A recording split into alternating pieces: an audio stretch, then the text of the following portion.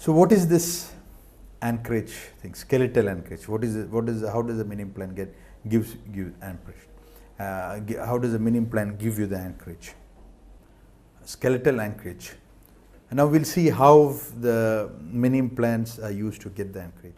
Whenever you say about the core diameter of a implant, we are looking at the core diameter, not the external diameter.